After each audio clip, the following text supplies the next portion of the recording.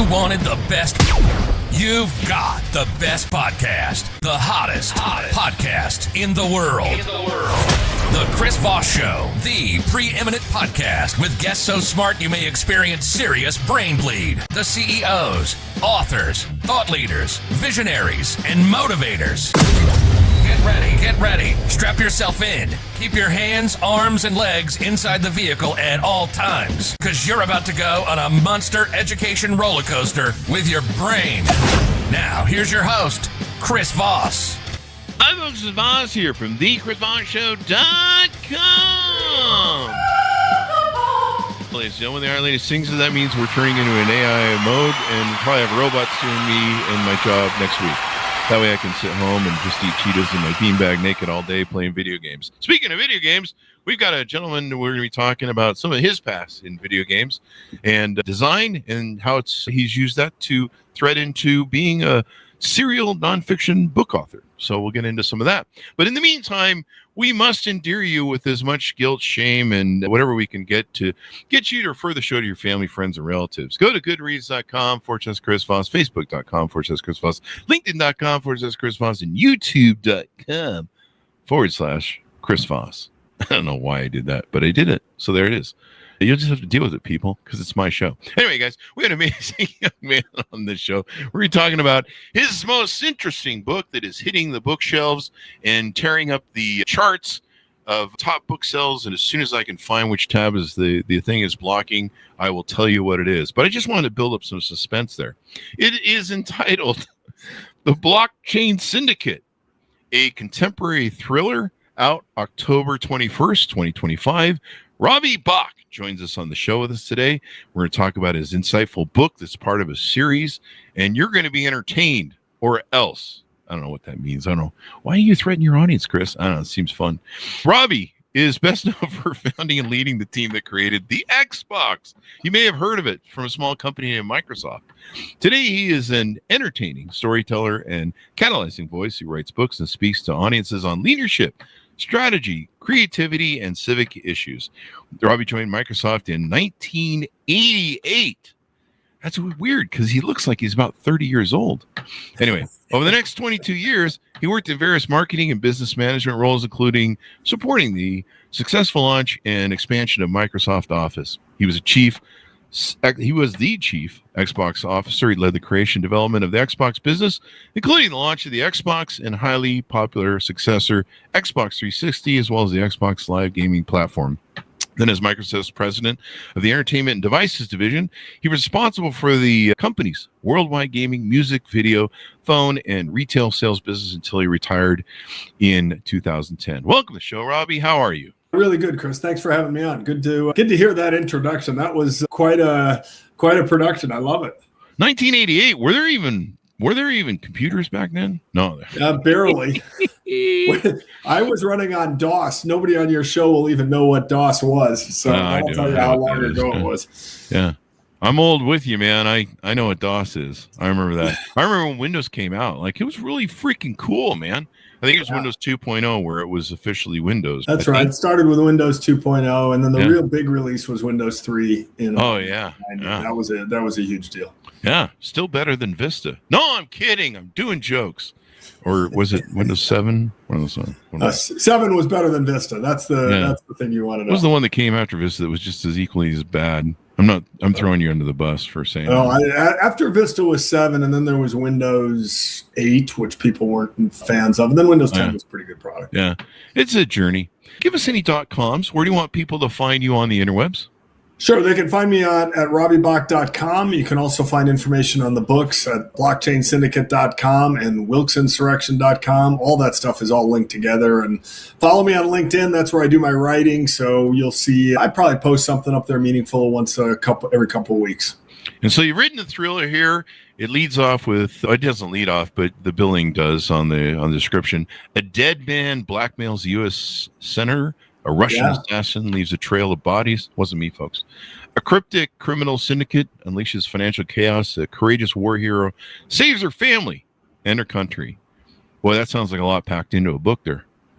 It is a lot packed into a book, but that's sort of that's what makes thrillers. You got to be able to constantly be turning the page, baby. That's the secret to the genre. Turning them pages. That's what I'm going to name my next book. Turning them pages, or I don't know what the hell I'm going on about. So give us now this is a part in a series. This is the second part of the series. Do I understand? Yeah. The first book was the Wilkes Insurrection. Same main character, a woman named Tamika Smith. She starts in the first book as a major in the Air Force Reserve. And in our second book here, The Blockchain Syndicate, she's a U.S. Senator. So she has a lot of responsibility and a lot of interesting things to coming across her plate, so to speak. I've done the Russian assassin thing. I left a trail behind me, not bodies, but mostly tacos. Tell me more about this Tamika. Who is she and kind of what she is up to there in your thriller? So Tamika starts as a Air Force reservist. In the first book, there's a plane crash at her Air Force base. She rescues somebody on the plane crash. And as the plot unrolls, there's a domestic terrorist, let's say, who's trying to disrupt the country. And he does 5 or 6 attacks in the U.S. And those end up revolving around Tamika and her life and her family. And she has to dig in and try to help the FBI figure out who committed the crimes.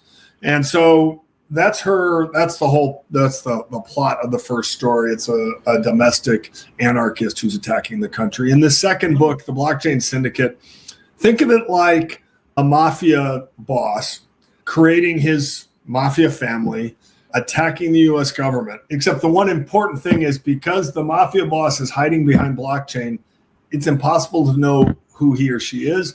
And by the way, he doesn't know who the rest of the people in his mafia family are, and they don't know who he is. Oh, really? So it's an anonymous crime syndicate. Think of it that way. Anonymous crime. Isn't that a little hard to lead if you don't know who the boss is? He knows who the boss is. Oh, okay. So he's the one. Yeah. He's the one in charge of the syndicate, and so he's directing people. And as the plot unrolls, our good guys are trying to figure out who is this guy, where is he from, and why can we not figure out who he is? And technology plays a huge role in the story. Yeah, and as we learned from mobsters that used to try and stay anonymous and undercover, certainly not John Gotti. They tried to do that so they can keep anonymity. It's hard to figure out who to take out or who to prosecute if you don't know who the boss is. But I suppose the guy pulling the strings, the puppet master, he knows, and that's all that matters. Yeah, that's right. And he turns out to be a really smart guy. He's a venture capitalist, has a lot of money, so he has plenty of money at his disposal to attack what's going on in the country. Wow. That's pretty wild. Now, this is kind of a journey. You spent a lot of years at Microsoft and technology with, being nerdy with the pen things. I forget what they're called. The things that go in your pocket.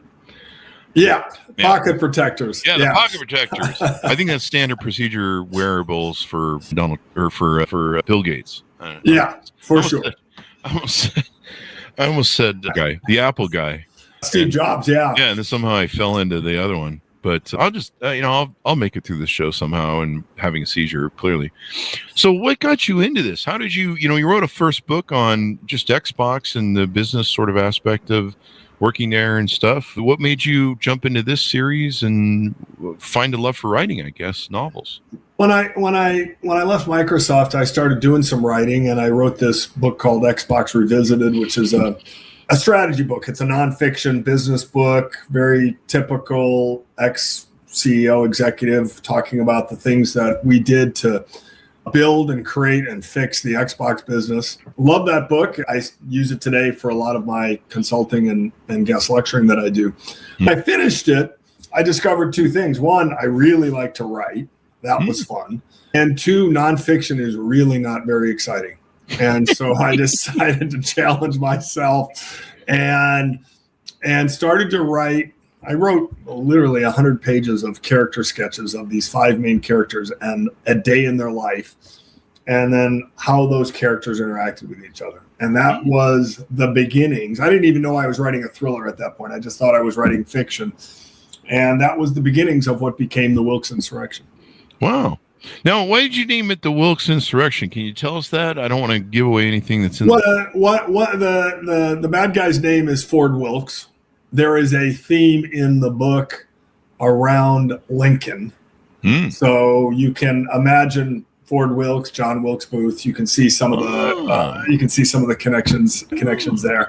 So there's both of these books, because they're contemporary, and Tamika's becomes a U.S. senator and all those kinds of things. There's a lot of government, democracy, what contemporary things that are going on in the U.S. that is in both of these books. Lincoln Coalition and Lincoln references seem very fitting, and they do fit into the plot and what's going on.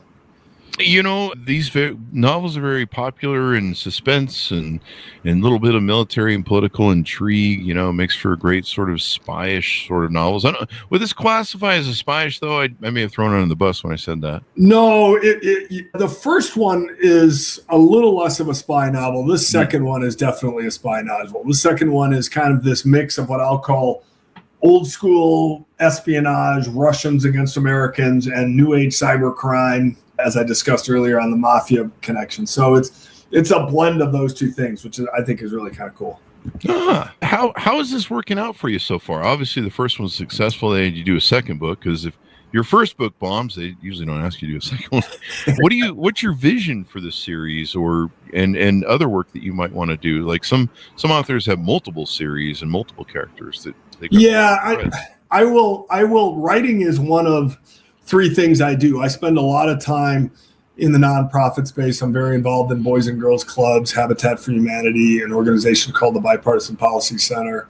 So that's one part of what I do. I do a bunch of public speaking, and then I do my writing. So for me, having one series is just enough. I couldn't possibly write more than one book at a time. The reason I write, sort of two ways. One, I just love the sheer entertainment of writing something that people enjoy. So if you get to the end of the Wilkes Insurrection or the Blockchain Syndicate, I want you to say, wow, that was really fun, interesting. I couldn't put it down. And then the second reason I write, and this is why I write contemporary fiction, is I want people to pause and think, oh, that actually made me think about what's going on in the world around us. So there is these novels aren't just sort of the classic sit on the beach, semi-repetitive, trashy thriller novels. There's some thought in the themes that flow through it and what happens to my characters. That works pretty well then. So do you are you going to focus then on just building this out, keep building out? Yeah, the next phase will be, this isn't giving anything away, but the last line in the Blockchain Syndicate says, things would probably get worse before they get better.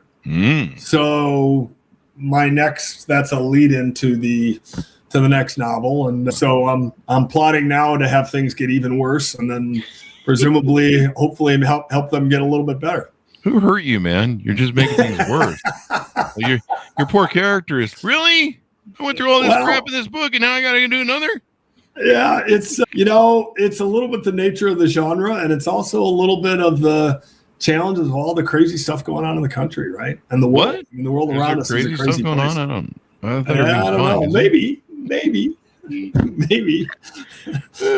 gotta love it.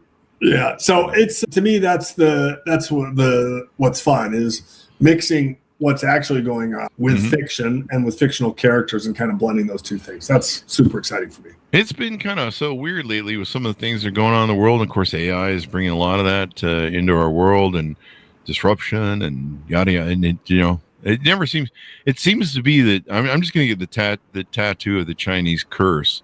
May you live in interesting times, and that way I can just, anytime I'm complaining, I can look at it and just be like, hey, you do live in interesting times. Got that going for you. If you're a fiction writer, it's actually a problem, because one of the things you do as a fiction writer is you try to write things that are just barely believable, but far enough out and a little bit crazy that it sort of entices people. And the problem is things are so crazy right now, it's hard to figure out what's crazier. What's crazier? It's hard to figure out what's crazier. You're like, I don't know. I just read the news. I don't know how I can build on that. Like, yeah, exactly. I don't know. Exactly. People are eating tree bark now or something. I don't know. But where did you get the wherewithal for understanding, maybe research or something, understanding, maybe some of the guns and aspects of, these sort of novels, maybe the gunplay, some of the different, a lot of the guys that we have come on the show that do novels like this, they were in the military. Sure. And so where did you kind of dig up or research maybe that you did that helped you kind of figure out how to flesh out the characters and some of the scenarios they get into? There's parts of this that are sort of native to me. So in my case, I'm not in the military, but I worked for a technology company. You did work for Microsoft. There's probably a lot of gunplay in that. No gunplay, but a lot of tech, and technology plays a role in all of these books. So the tech part of it is sort of my background. I also spent a lot of time in the civics and policy space, so I have some of that in my background. And then for other things, I do a lot of research. I interview a bunch of people. There's a scene in the book that involves an airplane. And how do you track an airplane, and how can an airplane hide itself, and all those kinds of things? It turns out one of my friends from Microsoft flew F-4s in the Israeli Air Force. And another one of my daughter's friends is a commercial pilot for Delta Airlines. So I talked to them, and they sort of gave me the ins and outs on how tracking works and how those things work. Tamika Smith's in the Air Force. Two of my fellow board members on a couple of boards I'm on are Air Force generals. I spent some time talking with them. They've connected me with other Air Force people. You go and do the research. For the Blockchain Syndicate, through my connections at the Bipartisan Policy Center, I got a tour of the U.S. Senate because a couple of the scenes take place on the Senate floor, and I needed to be able to see that to sort of describe it. It's a combination of my background, the work I do, and the people I meet. And sometimes you have to go to extreme measures. Once I had to take an Amtrak train to see what the inside of an Amtrak train looked like, and so I could describe it. You do things to get as real as you possibly can. Yeah. We have a lot of novelists that come on the show, and they'll tell me, I set the novel in Paris so that I could have an excuse to go there and do research. I'm like, that's pretty smart. They're like, last time I went to Venezuela or, Argentina, whatever, pick your country. And they're like, just every time I write a book, I go someplace I haven't gone to that I want on vacation. You'll laugh. I was talking to a fellow author, and he said, tomorrow I'm going to Finland to do research for my book. And I was like, okay, dude, you don't really understand how this is supposed to work. Finland is not the place you go to do research on a book. I mean, do you really want to go to Finland in December? That doesn't seem like a good strategy. They have a good red light district. No, I'm just kidding. I don't know what I could do. It's just who knows in Finland? It is cold there, though. Yeah, and it's cold and dark in December. It's really dark. Yeah, if you like skiing, that might be the place to go. Yeah, maybe. That or just looking at Russians through the scope. So. Yeah, there's that too. There's better places to go skiing. Anyway, I do think, like the Blockchain Syndicate, I spend a lot of time in the Netherlands. My wife is Dutch, so a meaningful portion of the book takes place in the Netherlands. Oh, so my red light district. Your red light district was a good reference. I was just one country off. There exactly. Good reference. Good. Yeah, we pull a good one every now and then. Every now and then we get a joke right on the show. So people are going to read these books, and we've had the Tom Clancy folks on the show, everybody but Tom Clancy himself, and lots of the novelists that write these series of books, and people love them, man. They eat them up. They fall in love with the characters. Pretty soon they start telling you what your characters are up to, and you're like, "What? I wrote the book. What?" We have one of our authors we have on regular. She's a wonderful lady, and I think she's almost 90. And she's written 60 or 70 books with multiple threads and trees, if you will. And people have come up to me and told me about my characters. One time it came up and said, do you understand that character you've written like 15 books on is a serious alcoholic? And she was like, oh, wow. No, I didn't realize that. But her previous husband, or her last husband, was a alcoholic. And so she was writing... you write what you know. It is true that people always ask me which one of the characters in your book is you. I get asked that question a lot, and the answer is, in my case at least, none of these characters are me. But of course, the people I interact with, myself, business folks I meet in the business community, folks I meet in the nonprofit space, you get influenced by the things you know, and sometimes consciously you build that in. Like in this case. I know some venture capitalists, most of whom are good people, a couple of whom I don't think are great people. And I picked my venture capitalist in this story is not a great person. So, but it also happens subconsciously where you're not really even thinking about it. And suddenly you get to the end and you read the character and said, oh, that's a little like name a friend, name a person you know. Yeah. That happens. Yeah. And sometimes it's intentional, sometimes it's not. You write what you know. That's really important, folks. Do you find how do your characters come to you? Because we have a lot of people on the show, the characters like literally talk to them and annoy them into writing the book. And I don't know if that's, for me, anytime people talk to me, it's one of my 12 personalities. And and the judge says I can't talk to the one that says kill, kill, kill all the time anymore. Ankle bracelets come off next week. But But how many times can you do that callback joke on the show, Chris? I don't know. There's 2,500 shows or 2,600 shows. How do your characters work with you? Do they stalk you, or are you able to kind of contain them?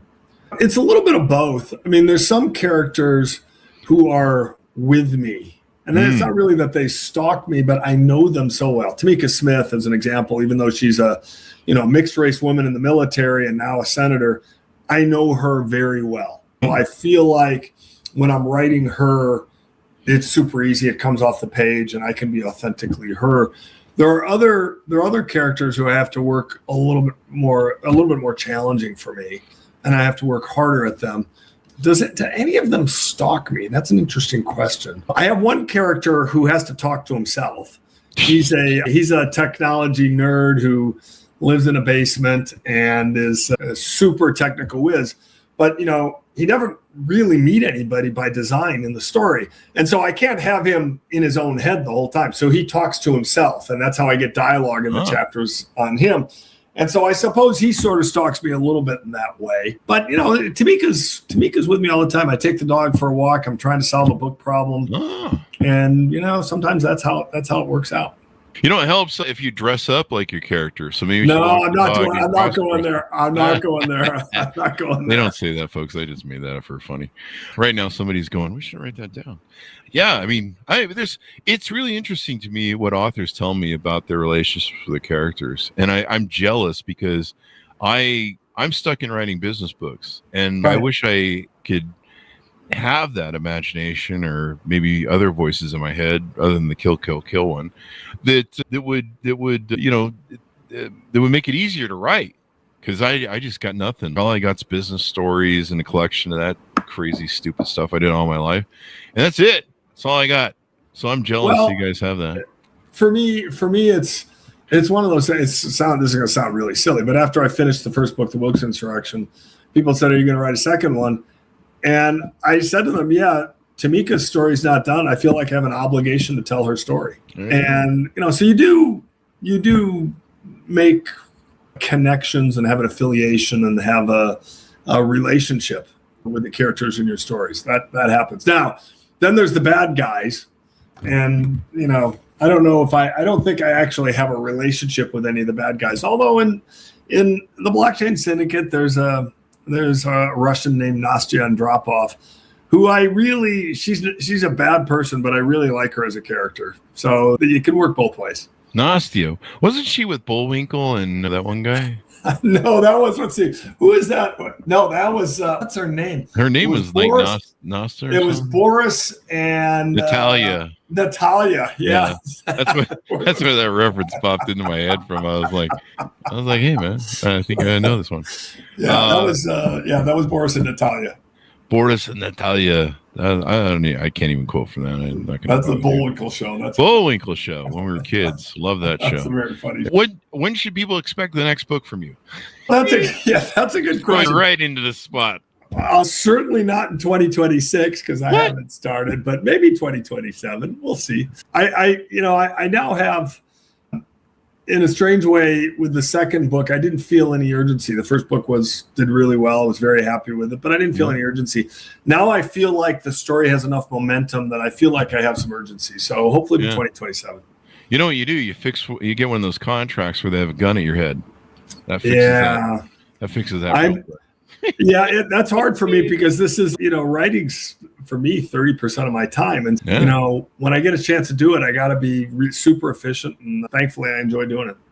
Do you try and write an hour a day at least? Some people, they follow a thing. They're like, you got to write often and stay on top of it.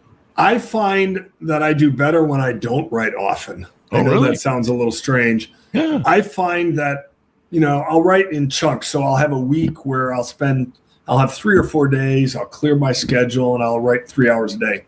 And I'll get a ton of work done. Then I'll have to travel and do a board meeting or do something else. And 2 or 3 weeks later, I'll come back. And the good news is, the bad news is I have to reread and do some editing on what I've written. But the good news is I come at it fresh. Oh.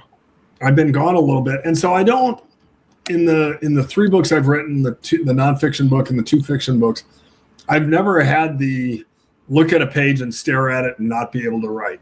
That has not happened to me. And I think partly that's because I step away from it. I have author friends who say I write 1,500 words a day no matter what happens. Yeah. I do that. I do that in my me. relationships. I'm like, I think I can be better in this relationship. I leave for a while and then come back. That's a different problem, a different tactic. Now you know why you've been married for 44 years, was it? And 40 years, yeah. Yeah, I can't make it past 45 minutes on a date. Yeah, you have something I don't. So as we go out, tell people a final pitch out on the book, on where to pick it up, .coms, where they can find you, all that good stuff. And you can on Xbox.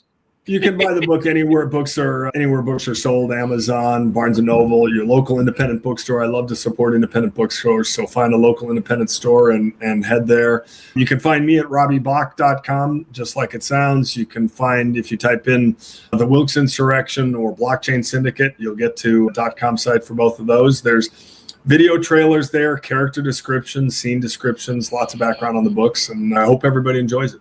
They certainly are. You got a second book and a third one on the way, so people will definitely want to check it out. Thank you very much for coming to the show, Robbie. We certainly appreciate it. We didn't get your what game console do you run on now, or do you want to tell us? I don't want to. Okay, so this is the best part of the story. So I ran the Xbox business for 10 years. I love the business. I love the products. I love the creativity. I don't play video games. What? I know, that's crazy. If you go on Xbox Live, there's a gamer tag called Xbox, XBACHS. Oh, really? And that is my original gamer tag, but it is now my son. Oh, has been for a long time. He's actually good. So if you want to play against my son, you can find Xbox online and give it a shot. He's gonna have everyone contacting him, or people can contact you on your website and be like, "Hey, that red light's on. What do I do now?" Yeah, exactly. He's gonna he's gonna tell me, Dad, don't put my gamer tag on the line. That's not good. The red light of death. I think I heard about it. Yep, that was on my watch. The Red Rings of Death was on my watch. We could talk. We could have a whole other show on that. Yeah, we'll have another show on that. You're welcome to come back anytime. I'd love to get I'd love to get the dates. What's it like personally working with Bill Gates? I think you work with him, right? I did. I worked pretty closely with him, particularly on Xbox. And as a person, people won't think this. He has a great sense of humor. He's actually quite funny. He has a sort of a wry, dry sense of humor. Quite funny. Obviously, super smart, maybe the most competitive person I know. Really? But I learned so much from him and from Steve Ballmer. I worked directly for Steve for 7 years. I learned so much from both of them. And they both are really competitive. They're demanding. Not every meeting was easy, but it was never personal. It was always about the business, and I learned a ton from them. Does he read? Just he always portrays himself to be reading. Like I'll see him on like sailboats and he's got a book and he's reading, and I'm like, oh, Bill reads nonstop. Wow. He reads nonstop, and he reads the range of stuff he reads is pretty wide. This is not a narrow field. He reads a lot of different stuff, and that's. I could bring guys on my team who were deeply technical in an area where you might think Bill didn't know anything. I bring them to a meeting. They would start a conversation, and it was clear that Bill had read up and knew which questions to ask and could figure out. He had a good BS meter with the guys who didn't know what they were talking about. He's a unique individual. And look, he and his ex-wife will do more for the world in what they do in the nonprofit space and the money they give away than they ever did in the tech space. I think the way they lead in that space is really good. It's too bad USAID got shut down. I think he was talking about that recently. It's super sad. Unfortunately, people are dying as a result, and he's pretty upfront, frank about that. Yeah. And that's sad. I always remind myself I need to be more like him and read more books. I try and audiobook consume as much as I can, but reading you not only learn to be better as a writer, but it really activates the brain, it keeps the brain sharp and having a good imagination and understanding things. Yeah, I've had those CEOs where you can be working on a project for 2 months and you're at a wall and you're stuck, and he comes in to help, and within 5 seconds he knows the answer, and he's no, you just do that with this. And how long you guys been working on this? We've been beating our heads against the wall for 2 months, and you just walked in here and told us the answer. Here's the hard part I will tell you. That experience I've had with Bill and Steve, no question. But I've also had the experience where they thought they knew the answer, and then you got to tell them you think they're wrong. That is always a fun experience. And the good news in both of their cases, if you had facts to back it up, they would listen and change their mind. But it was always interesting. I would just always hold up that video of Ballmer making fun of the iPhone and how it was never going to work. Steve unfortunately there's a lot of videos that Steve would prefer weren't out there. But, he's a super energetic guy and, crazy smart. And, as long as you hit more home runs than you hit foul balls, you win a game. Yeah, and they both have had their share of home runs. That's for sure. Thank you very much, Robbie, for coming on the show. We certainly appreciate it. Please come back for the next book when it comes out. I'll be happy to do it. Thanks for having me on, and all the best in the holiday season. Thank you. You too. The holiday season. People watching 10 years from now in May are going, what? So that's why I always date things on the show, because there's literally people that will write me and be like, hey, you review the Xbox 360. I actually have a big review of the Xbox 60. It's got 360. It's got a trillion views on it or something. And people write me and be like, hey, you know that the price on that isn't the same anymore. And I'm like, dude, look at the date on the video. And they're like, why are you reviewing the Xbox 360? It's 2025. You're like, dude, the video's 15 years old. It's just crazy. Folks, pick it up wherever fine books are sold. Stay away from those alleyway bookstores. You might get mugged, or I don't know, you might meet the Russian assassin in the book. The Blockchain Syndicate, a contemporary thriller, out October 21st, 2025 by Robbie, Bach. Thanks for tuning in. Refer the show to your family, friends, and relatives, or I'll haunt you at night and make noises under your bed so you think there's a monster under there. It might be the monster under the bed. You never know. That's why you should always refer the show.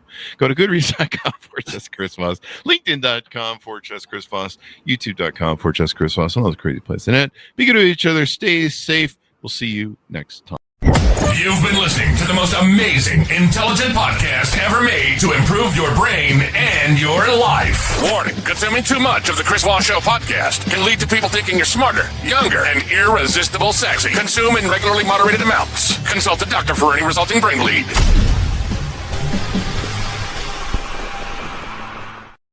That has us out.